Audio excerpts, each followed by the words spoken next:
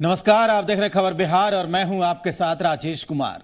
अंतर्राष्ट्रीय योग दिवस के मौके पर बिहार में सेहत के साथ साथ सियासत का कॉकटेल भी देखने को मिला। एनडीए में होने के बाद भी जेडीयू के नेता किसी योग कार्यक्रम में शामिल नहीं हुए। योग से जेडीयू के इस दूरी पर विरोधी सवाल खड़े कर रहे हैं, जबकि बीजेपी जेडीयू के नेता इसे सियासत से जोड़कर नहीं देखने की बात कर रहे हैं। बिहार में योग पर सियासी कसरत, कार्यक्रम से जेडीयू ने किया किनारा। एनडीए में होने के बावजूद नीतीश की ना।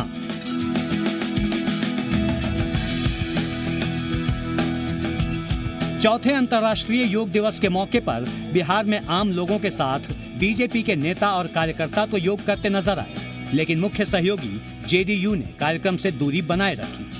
जुलाई 2017 में जेडीयू के एनडीए में फिर शामिल होने के बाद ये पहला योग दिवस था। उम्मीद थी सहयोगी साथ साथ अनुलोम विलोम करेंगे, लेकिन ऐसा हुआ नहीं। अब बीजेपी योग के कार्यक्रम से जेडीयू की दूरी का कुछ इस तरह बचाव कर रही है। कुछ लोग घरों में कर रहे होंगे, कुछ लोग पार्क में कर रहे होंगे, और इसको ना आरजेडी से मतलब है, ना कांग्रेस है, ना बीजेपी से मतलब है। इसका कोई पार्टी पॉलिटिक्स से कोई संबंध नहीं है। और मैं समझता हूँ सब लोग कर रहे हों। अंतर हम मान पाटलिपुत्रा के इस कैंपस में आकर रहे हैं, अपने घर में कर रहे होंगे जाकर के, तो इसमें कोई राजनीति नहीं जाकर के है। हाल के दिनों में नोटबंदी, बिहार को विशेष राज्य का दर्जा और बिहार में चेहरे पर विवाद के बाद ये चौथा मौका है जब जेडीयू ने बीजेपी को आईना दिखाया है। हालांकि जेडीयू के नेता बीजेपी नेताओं की तरह ही योग को सियासत से नहीं जोड़ने की बात कह रहे हैं। मुख्यमंत्री श्री नीतीश कुमार जी योगाभ्यास वर्षों से करते रहे हैं। हम सबों की दिनचर्या का ये हिस्सा है। इसलिए योग दिवस के अवसर पर हम सबों ने अपने अपने घरों में योग की क्रियाओं को संपन्न किया है। अंतर्राष्ट्रीय योग दिवस पर जेडीयू और बीजेपी की दूरी पर विरोधी तंज कस रहे हैं। आरजेडी जहां जेडीयू के अस्तित्व पर सवाल उठा रही है, तो वहीं पूर्व स्पीकर उदय नारायण चौधरी इसे जेडीयू की प्रेशर पॉलिटिक्स का हिस्सा बता रहे हैं। मूलतः मैं समझता हूँ अस्तित्व का बहुत बड़ा संकट है जदयू के समक्ष, और उनको समझ में नहीं आ रहा है कहां से इसका समाधान ढूंढे। बीजेपी के ऊपर एक दबाव बनाया जा रहा है, सीट के लिए केवल, और कोई बात नहीं है। सीट के लिए दबाव बनाया जा रहा है। जेडीयू की बेरुखी पर सत्ता पक्ष चाहे जो दलील दे, पर विरोधियों को तो वार करने का मौका मिल ही गया है। सवाल सिर्फ इतना है कि योग कार्यक्रम में अपनी अनुपस्थिति दिखाकर जेडीयू नेता एनडीए को क्या मैसेज देना चाहते हैं। दिल्ली से धीरज ठाकुर के साथ रजनीश, शैलेंद्र और आशुतोष, जी मीडिया, पटना। सियासत के बीच बिहार में अंतर्राष्ट्रीय योग दिवस धूमधाम के साथ मनाया गया। शहर हो या गांव, आज आम लोगों के साथ नेताओं ने योग किया। टेलीविजन स्क्रीन पर हम तमाम तस्वीरें भी आपको दिखाएंगे और ये बताएंगे कि बिहार में किस तरीके से धूमधाम के साथ योग मनाया गया है। तस्वीरें ये बताने के लिए काफी हैं कि योग को लेकर लोगों में किस कदर उत्साह था। बिहार कोटे के केंद्रीय मंत्रियों, बिहार में बीजेपी कोटे के मंत्रियों ने योग किया और लोगों को स्वस्थ रहने के लिए रोज योग करने की सलाह दी। तमाम तरह का योग हमारे योगियों ने फैलाया, और अंततः जो योग आप करने जा रहे हैं ये एक मध्य मार्गी योग है। ये एक फिटनेस रिजीम भी है, मेडिटेशन भी है, प्रार्थना भी है, और शरीर के तमाम तनाव को मुक्त करने का साधन भी है। यूएई में योग कर रहे हैं, लैटिन अमेरिका में योग कर रहे हैं, क्योंकि भारत के संस्कार तोड़ते नहीं हैं, जोड़ते हैं।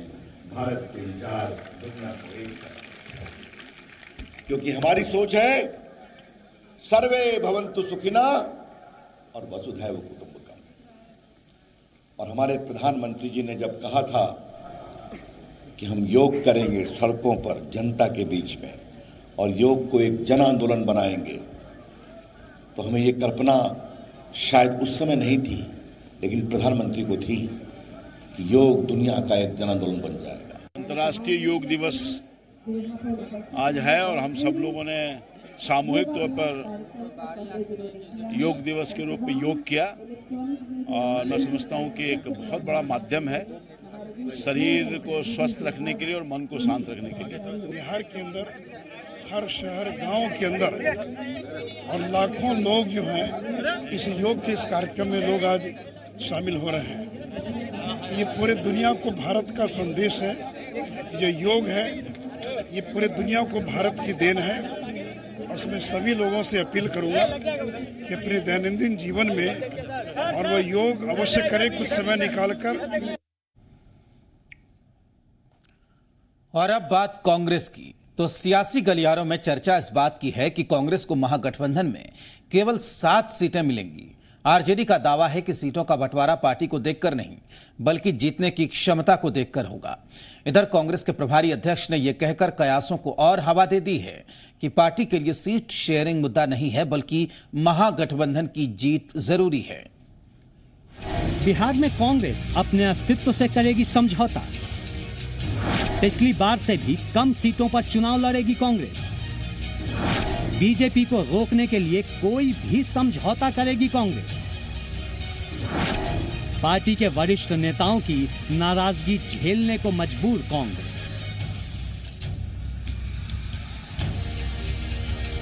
सियासी गलियारों में चल रही चर्चाओं ने कांग्रेस नेताओं के होश उड़ा दिए हैं।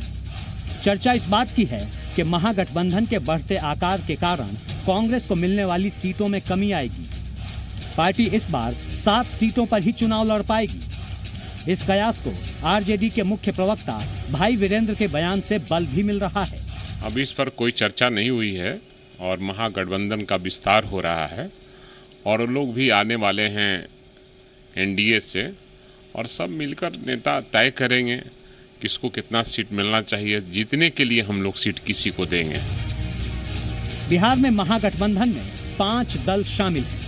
आरजेडी 25 सीटों पर चुनाव लड़ने की तैयारी कर रही है। हिंदुस्तानी अवाम मोर्चा ने 4 सीटों की डिमांड की है। एनसीपी 2 और शरद यादव की पार्टी 3 सीटों पर दावा ठोक रही है। इधर सीपीआई-एमएल ने भी 3 सीटों की मांग की है। इसके अलावा आरजेडी उपेंद्र कुशवाहा की पार्टी आरएलएसपी के भी महागठबंधन में शामिल होने का इंतजार कर रही है।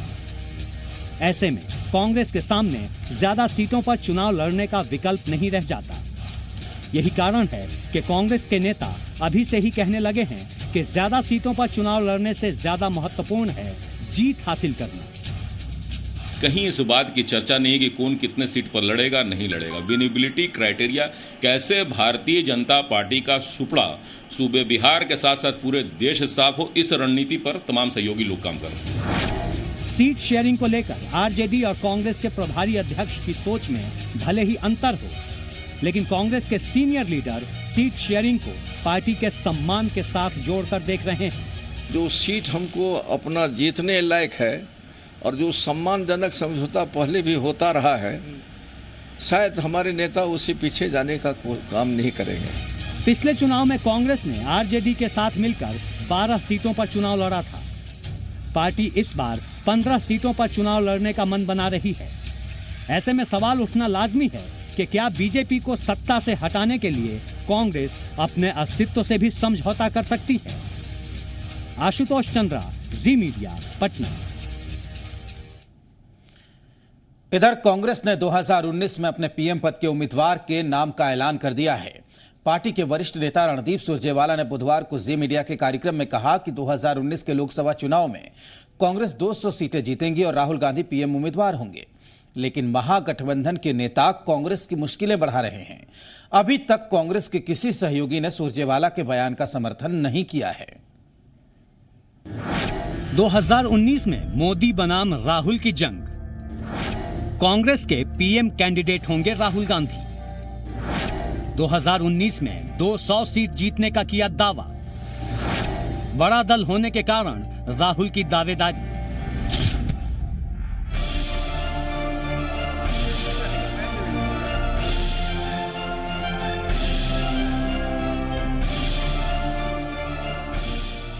(2019) में राहुल गांधी कांग्रेस के पीएम पद के दावेदार होंगे। पार्टी का कहना है कि 2019 में कांग्रेस 200 सीटें जीतकर गठबंधन की सबसे बड़ी पार्टी बनेगी। इस नाते राहुल गांधी ही पीएम पद के स्वाभाविक दावेदार होंगे। कांग्रेस सबसे बड़ा राजनीतिक दल है विपक्ष में।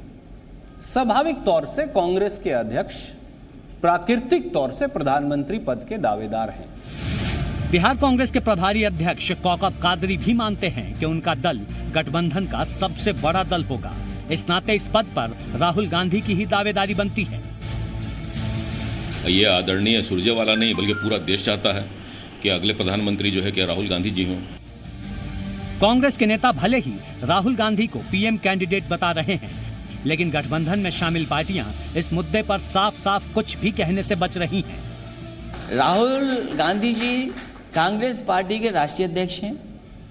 उनके घर से, परिवार से उनकी पार्टी ने बहुत प्रधानमंत्री देखे, इसलिए उन्हें एडवांटेज है इतना बड़ा सपना देखने का। लेकिन सपना पूरा करने के लिए कोई भी दल हो, कोई भी नेता हो, सबका साथ नहीं लेगा, संख्या नहीं होगी तो कैसे होगा। लेकिन महागठबंधन की जो राय बनेगी सब पार्टियों की, वही प्रधानमंत्री बनेंगे। राहुल के नाम पर सहयोगियों की खामोशी के बाद सवाल है कि क्या महागठबंधन में पीएम कैंडिडेट पर है मतभेद। राहुल को मजबूत दावेदार नहीं मानते क्षेत्रीय छत्र। कांग्रेस का नेतृत्व क्षेत्रीय दलों को स्वीकार नहीं। क्षेत्रीय दलों की महत्वाकांक्षा आ रही है आड़े। राहुल को मोदी के कद का नेता नहीं मानते सहयोगी। मतभेद से मोदी को खाली मिलेगा मैदान। कर्नाटक से लेकर आज तक कांग्रेस का एक नेता नहीं बोला कि हाँ राहुल गांधी प्रधानमंत्री बन सकते। एक भी साथी नहीं बोला है, कोई नहीं बोलता है। राहुल गांधी भले ही कांग्रेस के राष्ट्रीय अध्यक्ष हैं, लेकिन पिछले कुछ एक नतीजों को छोड़ दें तो उनके नाम लगातार चुनाव हारने का रिकॉर्ड है। उनके हल्के फुल्के बयान भी पार्टी और सहयोगियों को अक्सर असहज करते रहे हैं। ऐसे में उनके नाम पर सहमति बना पाना कांग्रेस के लिए टफ टास्क होगा। दिल्ली से धीरज ठाकुर के साथ आशुतोष और शैलेंद्र, जी मीडिया, पटना। इधर राहुल गांधी को पीएम उम्मीदवार बनाए जाने के फैसले का बिहार विधानसभा के पूर्व स्पीकर उदय नारायण चौधरी ने स्वागत किया है, जबकि बीजेपी जेडीयू ने कांग्रेस के इस फैसले पर तंज किया है। न केवल राहुल गांधी, अखिलेश यादव, तेजस्वी यादव, हेमंत सोरेन, ये सब उगता हुआ सितारा देश का है। और अगर राहुल गांधी राष्ट्रीय पार्टी के अध्यक्ष हैं, अगर उनको प्रधानमंत्री बनाने की बात होती है तो इसमें गुनाह क्या है। बड़ी पार्टी है, बड़ी संख्या में है, तो जरूर मिलना चाहिए। उनका कहना जायज है। उनके नेता का जन्मदिन था तो उसे इतना तो कह करके हिम्मत तो बढ़ाएंगे ना कम से कम। प्राइम मिनिस्टर तो कोई किसी के जन्मदिन से तो होगा नहीं, वो जो जीतेगा सो होगा। चुनाव हारने से जो स्थिति उनकी हुई है वो जरूर विचारणीय है। अब वो भविष्यवक्ता के तौर पर है और ऐसी भविष्यवाणियों का आधार क्या है ये जरूर राज्य जानना चाहेगा। और ऐसे मूर्खतापूर्ण बातों से वो एक हास्य परिहास का विषय जरूर बन सकते हैं, लेकिन कोई गंभीर बहस में ऐसी बातें नहीं जाने की स्थिति में दिखती है। कांग्रेस ने वादा किया है कि अगर 2019 में केंद्र में कांग्रेस की सरकार बनेगी तो बिहार को विशेष राज्य का दर्जा दिया जाएगा। पटना में बिहार कांग्रेस के प्रभारी शक्ति सिंह गोहिल ने बताया कि कांग्रेस किसानों के मुद्दे पर 25 जून से जिला मुख्यालयों में प्रदर्शन करेगी। तो 2019 में अगर कांग्रेस की सरकार बनी तो विशेष राज्य का वादा कांग्रेस ने किया है।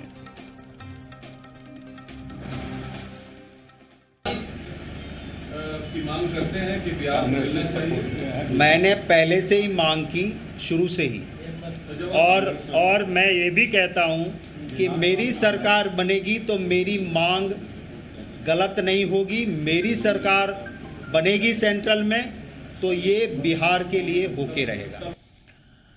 और अब बात करेंगे वायरल तस्वीरों की। तो गोपालगंज और नवादा में तस्वीरें वायरल हुई हैं। गोपालगंज में एक पुलिसकर्मी युवक से खुद को बख्श देने की गुहार लगा रहा है, तो वहीं नवादा कोर्ट में जमानत के बदले पैसे वसूली का खेल सामने आया है। पैर जूता सिपाही,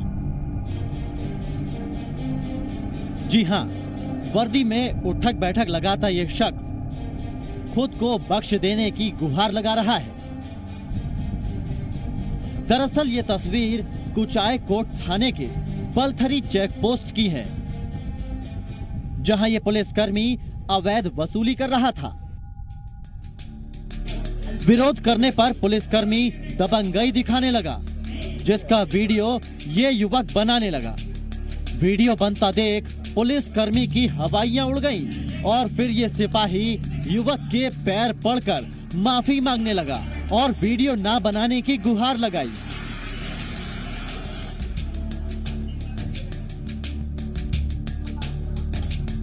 अब जरा इस तस्वीर को देखिए। ये तस्वीर नवादा की है, जहां कोर्ट से जमानत दिलाने के नाम पर परिजनों से पैसे लिए जा रहे हैं। वीडियो में साफ दिख रहा है कि कारा का एक कर्मी जेल के बाहरी गेट पर बंदी को लेने आए परिजनों से रुपए वसूल रहा है। वीडियो जिले में चर्चा का विषय बन गया है। ऐसे में इसकी जांच की मांग जोर पकड़ने लगी है। ब्यूरो रिपोर्ट, जी मीडिया। कटिहार में बाल श्रमिक विद्यालय के प्रोग्राम मैनेजर पर स्कूल की शिक्षिका ने मानसिक तौर पर प्रताड़ित करने का आरोप लगाया। मामला समेली ब्लॉक के पूर्वी चांदपुर में चल रहे राष्ट्रीय बाल श्रमिक स्कूल की है, जहां 2016 से संविदा पर तैनात शिक्षिका का आरोप है कि प्रोग्राम मैनेजर संजीव कुमार ने उसे अब तक उसका सही नियुक्ति पत्र नहीं दिया। शिक्षिका का आरोप है कि उसे 6 बार नियुक्ति पत्र दिया गया है, जो फर्जी है। शिक्षिका के मुताबिक उसने जब भी अपना सही नियुक्ति पत्र मांगा तो प्रोग्राम मैनेजर उसे दूसरी तरह की बातों में उलझाने लगा। फोन पर अश्लील बातें करता रहा, उसके घर पर मिलने की कोशिश करता है। इतना ही नहीं, बात नहीं मानने पर प्रोग्राम मैनेजर ने शिक्षिका के बेटे को अगवा करने की धमकी दी। इसे लेकर फोन कॉल का वीडियो भी वायरल हो रहा है। शिक्षिका के पूरे परिवार ने इंसाफ की गुहार लगाते हुए मामले की शिकायत जिले के आला अधिकारी से की। शिक्षिका ने इंसाफ नहीं मिलने की सूरत में खुदकुशी करने की धमकी भी दी है। इधर शिकायत मिलने के बाद सभी 6 तरह के नियुक्ति पत्र समेत शिक्षिका के आरोपों की भी जांच का आदेश दे दिया गया है। इधर आरोपी प्रोग्राम मैनेजर उल्टे शिक्षिका पर ही गलत आरोप लगा रहा है। बाल श्रमिक में हम टीचर है और हमको ज्वाइनिंग लेटर अभी तक सही से नहीं दिया जा रहा है। अभी तक 5-6 पेपर वो दे दिए हैं और सब हमेशा आगे धमकी देते जाते हैं। हमारे घर में आके जब आके कुछ बोलते रहते हैं, बेटा को उठा लेंगे। जब भी ऑफिस में जाते वो गाड़ी हमको धमकी देते हैं। तो आप सुन रहे थे, देख रहे थे एक शिक्षिका के आंसू कि किस तरीके से प्रोग्राम ऑफिसर पर बेहद ही गंभीर आरोप लगाए हैं शिक्षिका ने। कटिहार की ये तस्वीरें हैं और जाहिर सी बात है कि पूरे परिवार ने अब इंसाफ की गुहार लगाई है।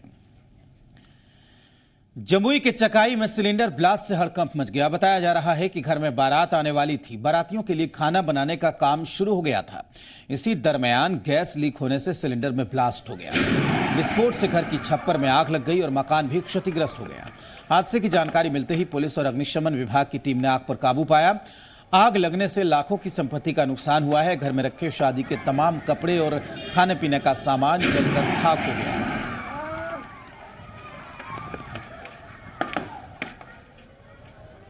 तो ये 2 तस्वीरें आप देखिए कि किस तरीके से वहां पर सिलेंडर में ब्लास्ट हुई और उसके बाद किस तरीके से जो जला हुआ सिलेंडर है वो वहां पर निकला।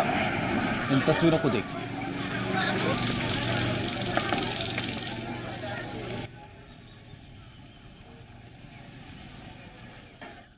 बिहार के साइंस सेंटर की बदहाली ने कई खेलों पर ग्रहण लगा दिया है। ऐसे में बिहार प्लेयर्स एसोसिएशन के अध्यक्ष मृत्युंजय तिवारी ने भारतीय खेल प्राधिकरण के अधिकारियों से मुलाकात की और उन्हें साइंस सेंटर की दुर्दशा की जानकारी दी। मृत्युंजय तिवारी ने अधिकारी से महीने भर में सभी साइंस सेंटर्स की व्यवस्था को ठीक करने की गुहार लगाई।